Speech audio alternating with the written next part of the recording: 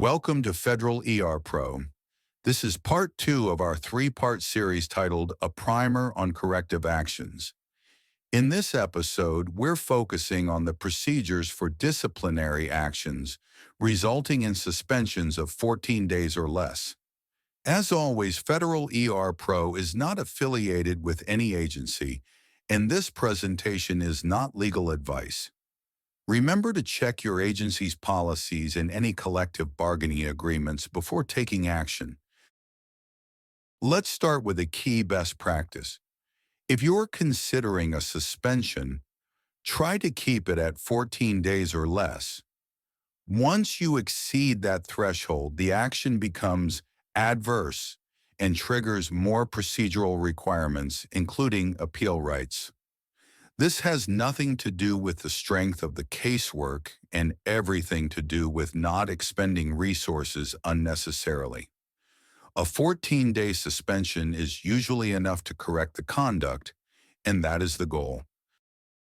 The first formal step is issuing a written proposal letter.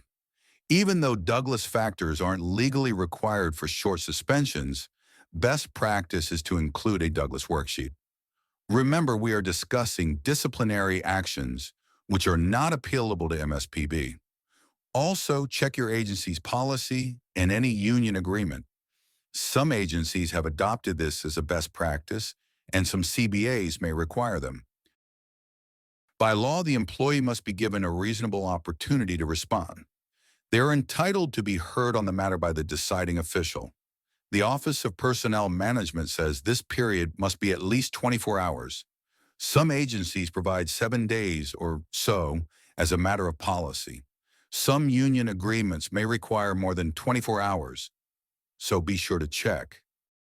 This is an informal meeting where the employee can make their case. It's not a hearing. There's no obligation to present witnesses.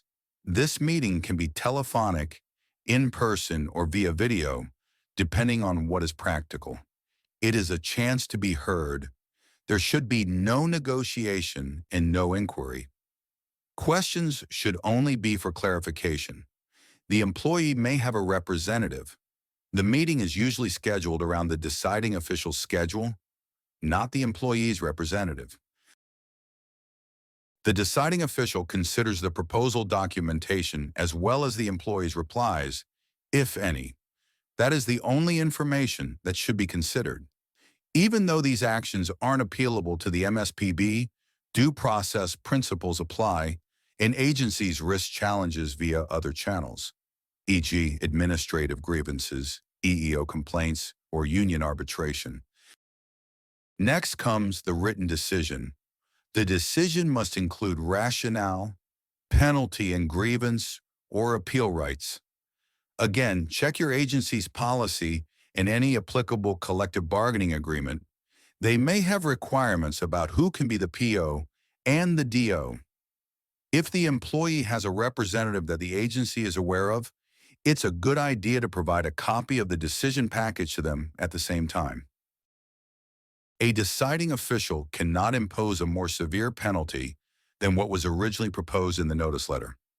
The DO can, however, reduce the penalty, even if the charges are found to be substantiated.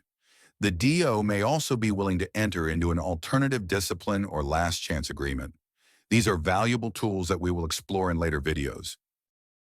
We have covered this in previous videos, and it merits saying again, corrective action is meant to correct behavior, not punish, and there is no mandated roadmap that must be followed.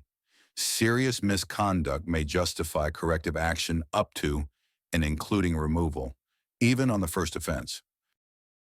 This presentation covered disciplinary actions, also referred to as unappealable actions. Less severe actions that cannot be appealed to the MSPB. Next time we will cover adverse action, also referred to as appealable actions. Serious adverse actions that federal employees can appeal to MSPB. That's it for this segment of Federal Pro. Be sure to join us for part 3, where we'll walk through the steps for adverse actions. And of course, we have